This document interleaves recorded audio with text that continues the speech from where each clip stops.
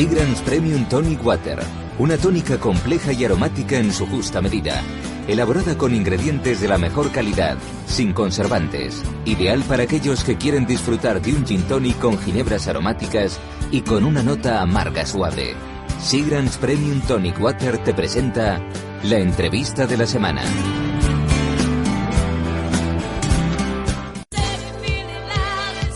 ¿A quién tenemos hoy? Y tal y como les acabamos de adelantar en el sumario, esta tarde vamos a charlar con Juana Erice, fundadora y socia directora en Juana Erice Consulting. Juana, buenas tardes. Hola, buenas tardes. Nos encanta que te hayas acercado, como te decía, a este programa para hablarnos de comunicación. Trabajas en el asesoramiento a compañías del IBEX. ¿Por qué precisamente en este sector, Juana? ¿Qué tiene de atractivo este sector a nivel de comunicación? Bueno, en realidad son grandes empresas. Yo trabajo no solo con compañías del IBEX 35, con grandes empresas de nuestro país y con multinacionales. ¿Por qué? Porque quizás son las que están moviendo España, ¿no? Entonces, mi capacidad de aportar y de ayudarles es mayor. Y además el trabajo es muy apasionante. O sea, estar trabajando en un momento como es el momento actual, viendo pues los problemas que pueden tener estas empresas, los cambios que se requieren por nuestra situación actual y asesorando en esos términos es algo que es francamente bonito. ¿Y qué le falta a este sector en el ámbito de la comunicación? ¿Qué crees que le falta? Difícil contestar esa pregunta. Yo creo que a este sector en el ámbito de la comunicación y en general a todas las empresas y en general a nivel general en nuestro país falta claridad.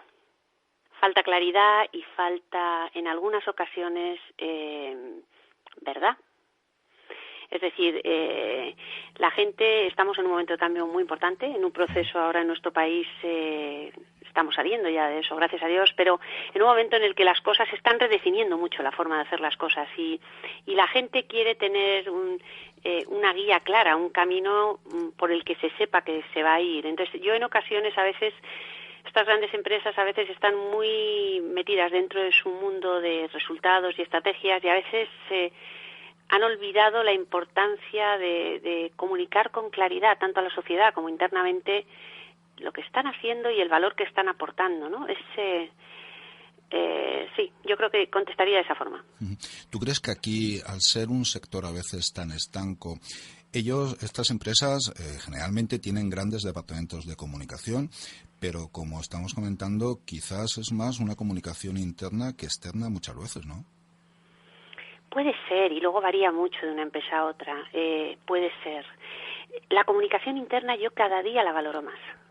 Y la comunicación externa está muy bien porque es el posicionamiento de la empresa hacia la sociedad y en el que la empresa explica quién es, qué está haciendo y por qué, ¿no? Y últimamente las empresas están evolucionando y esto yo creo que es importante resaltarlo de una forma muy positiva porque están dándose cuenta que la gestión empresarial va más allá de sus resultados. Están cuestionándose cosas muy importantes como es el aportar valor a la sociedad, el crear riqueza para la sociedad, el ayudar a la situación de la sociedad. Yo creo que ese posicionamiento de las empresas es muy interesante. Hoy se habla mucho de la comunicación de crisis, quizás por la estacionalidad en la que nos encontramos en este sentido, pero la crisis puede venir incluso en épocas de bonanza. ¿Cómo debemos de departamentar o cómo debemos de estructurar una empresa para las situaciones de crisis particulares? Anticipando. Yo creo que la palabra es anticipar.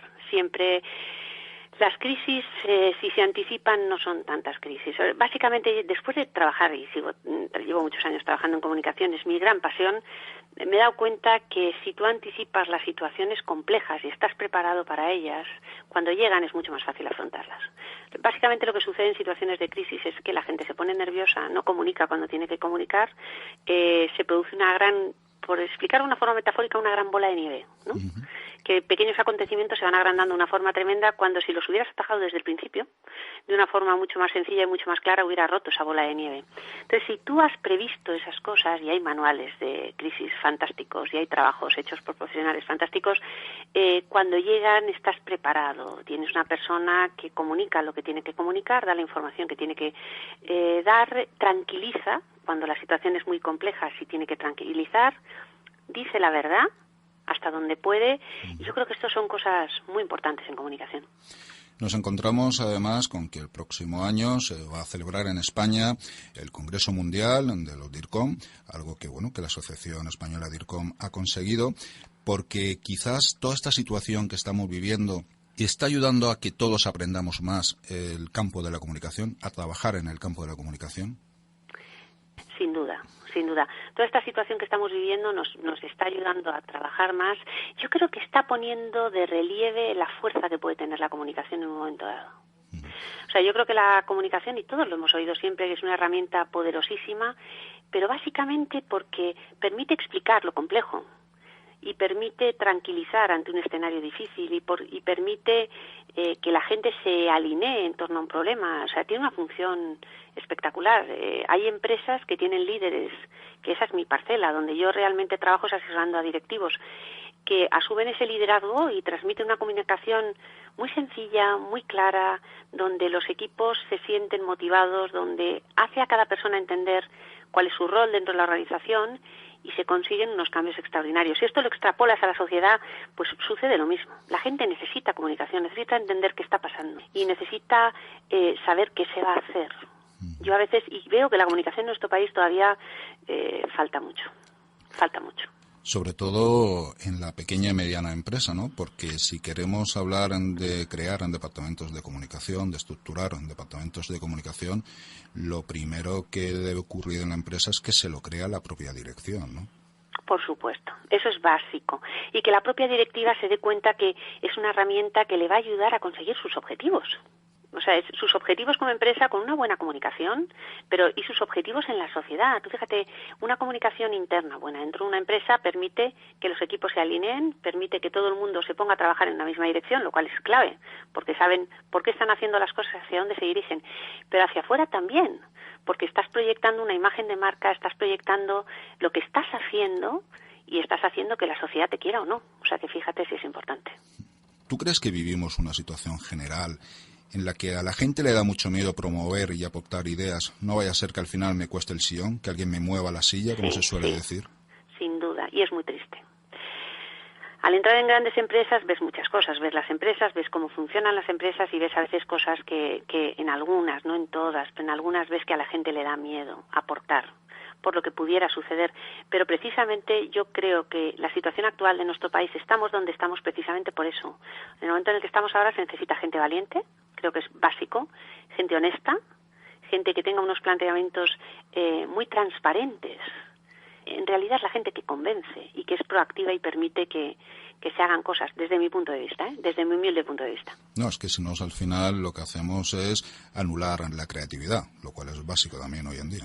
Totalmente. Anulas la creatividad, anulas posibles trayectorias de tu empresa que quizá no habías sabido ver, anulas hacer las cosas de otra forma y evidentemente lo que esta crisis nos está demostrando es que tenemos que hacer las cosas de otra forma, anulas el poder crecer de otra manera y eso es un error para mí muy grande. Además afirmas que precisamente atreverse está en el ADN de los españoles, pero que lo hemos olvidado y que esto no puede ser. ¿Qué ocurre? ¿Que nos cuesta salir de esta zona de confort o que solo nos acordamos de Santa Bárbara cuando truena?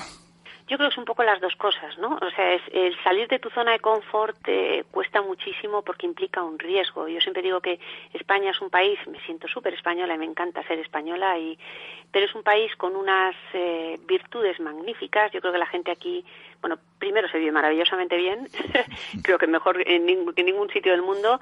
La gente es muy creativa, España luego tiene una capacidad para salir de las dificultades enorme, pero sin embargo en el día a día la gente salir de su zona de confort se acomoda, y yo siempre digo que zona de confort es igual a muerte, que tú tienes que salir, tienes que forzarte a hacer cosas que pensabas que no podías hacer. Y cuando digo que está en nuestro ADN, solo es echar una mirada atrás en nuestra historia es de conquistadores. O sea, el español yo creo que no ha pasado a la historia por... no lo sé, no es como un alemán de procesos, no, pero tiene una capacidad de conseguir cosas increíbles, espectacular, y ahora todo el mundo está muy tristón y yo no acepto eso. O sea, no puede ser, hay que volver a recuperar esa fuerza que tenemos los españoles como país, creérnoslo y empezar a construir. Creo que es básico. Nos falta recuperar esa sangre latina, ¿no? Sí, y esa fuerza que tenemos y y esa capacidad de pensar que somos un gran país, que podemos construir cosas estupendas, que efectivamente hay una crisis muy grande ahora, pero fíjate, el otro día me decían una cosa muy interesante, un directivo que se me ha quedado muy grabada porque me parece muy gráfico. Me decía, Juana, esto ha sido un tsunami. La ola se ha ido y ahora hay que reconstruir.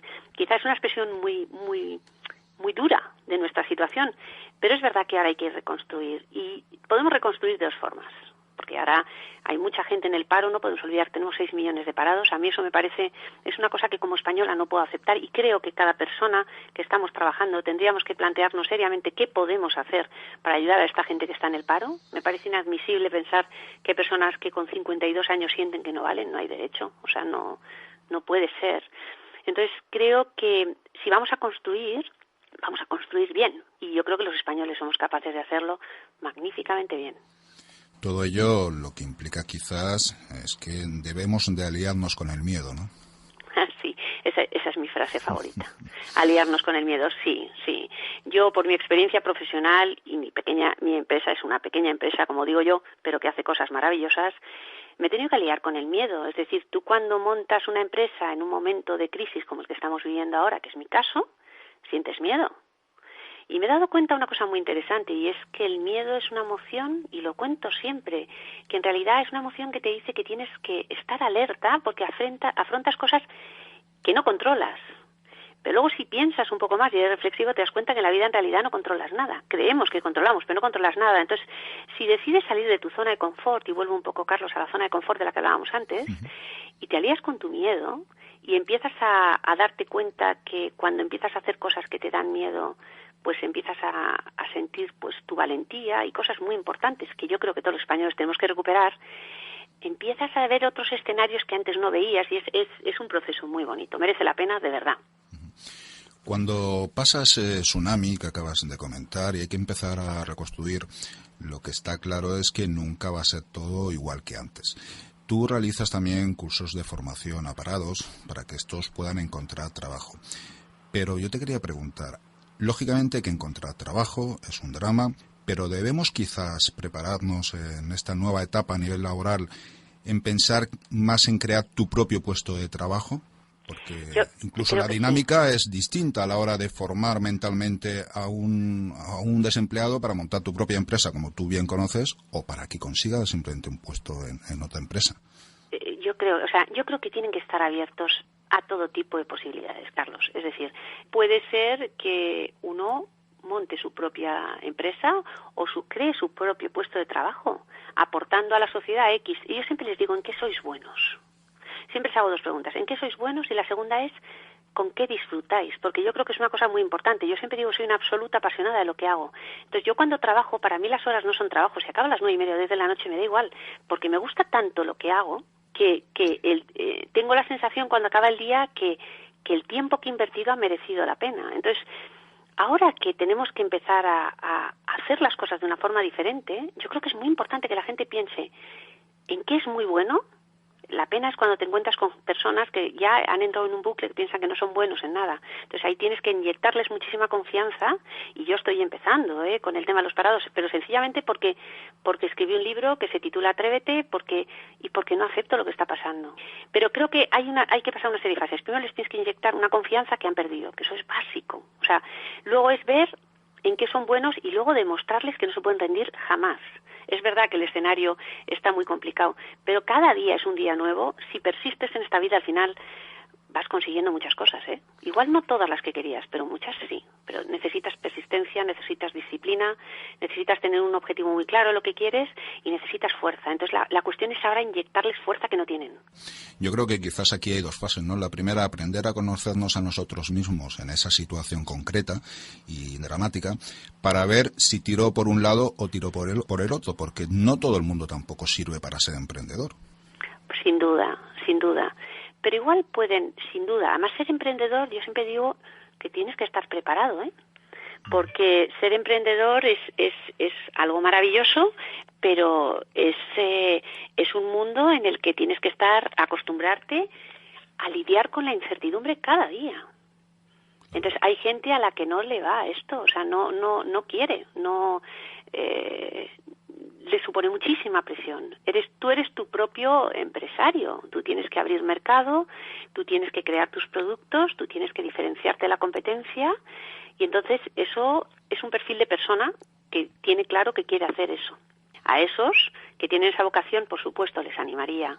Y yo animaría a más gente, porque emprender es una cosa que es preciosa. Ahora, tienes que tener un conocimiento fuerte de lo que haces. Eso yo siempre digo, porque emprender por emprender, no. Sales al mercado, tienes que tener un buen plan de negocio y luego tienes que tener una absoluta pasión e ilusión por lo que haces. Muy importante. Luego, al final del programa, en la sección de emprendimiento que tenemos con el profesor Fernando Giner, hoy viene precisamente a hablarnos de cuál debe ser el perfil del emprendedor, precisamente porque a veces queremos que todo el mundo emprenda, el gobierno nos está incitando a ello y es a lo mejor ir al precipicio. No, es un camino precioso, pero tienes que tener el perfil, porque es un camino que es duro y es un camino en el que a veces te vas a encontrar presionado con cosas.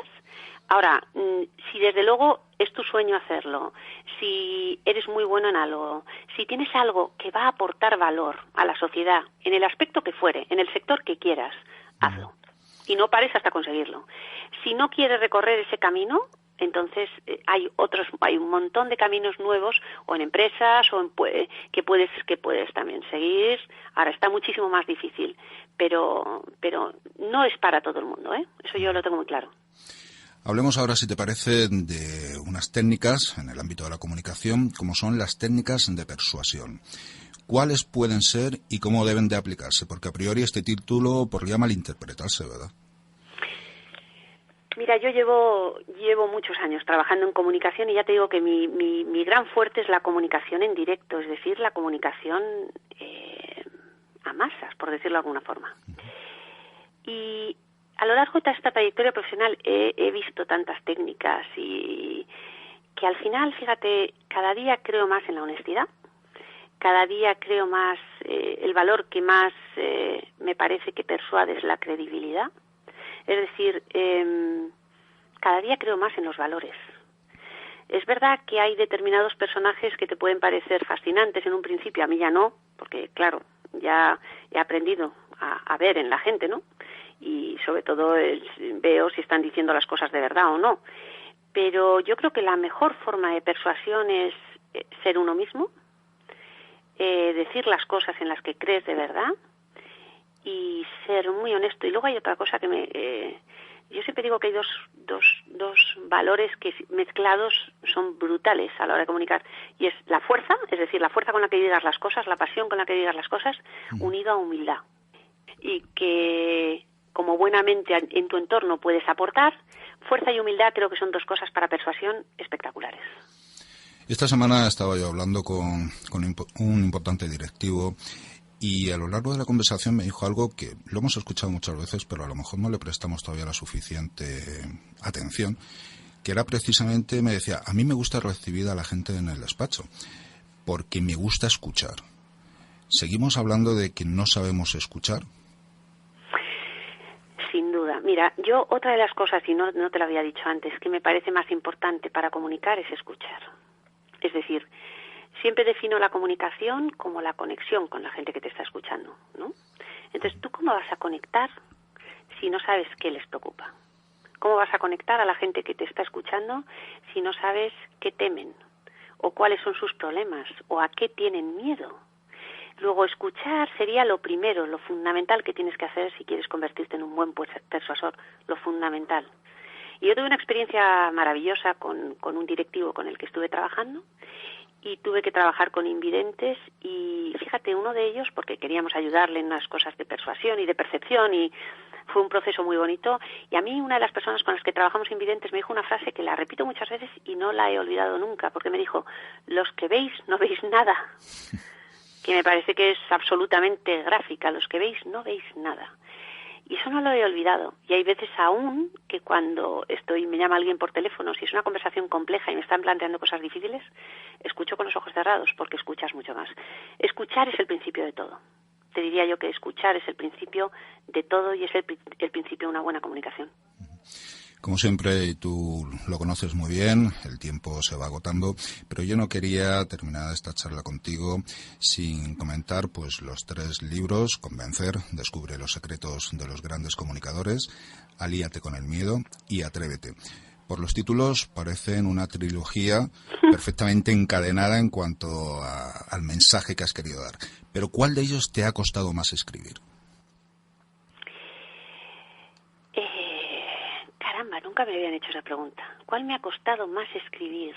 En realidad no me suele costar escribir los libros porque me gusta mucho escribir.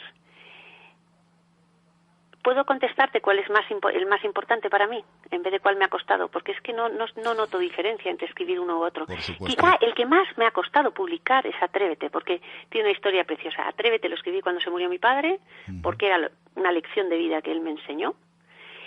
Y lo mandé a mi editor, que fue Los libritos estos amarillos de Quien se ha llevado mi queso, me lo rechazó. A raíz de ahí me propusieron escribir el primer libro de comunicación, que es el de Convencer. Después se lo mandé a mi editor, el de Empresa Activa, entonces me dijo, pues escríbeme ahora uno para mí. Escribí Alíate con el miedo, pues para todas esas personas que a la hora de comunicar tienen verdadero pavor, para que siguieran un método para que les ayudara. Y por fin, hace un año me dijo, Juana, ¿por qué no publicamos Atrévete? Y le dije yo, 5 años después me dices esto. Entonces le dije yo, claro que sí.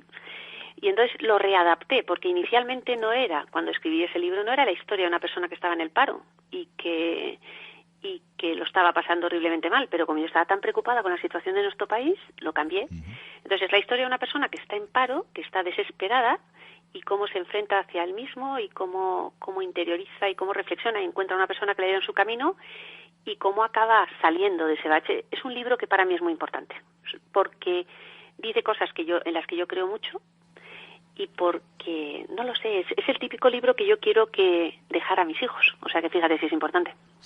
Pues Juana Erice, fundadora y socia directora en Juana Erice Consulting, te agradezco muchísimo que hayas estado hoy aquí con nosotros charlando sobre comunicación.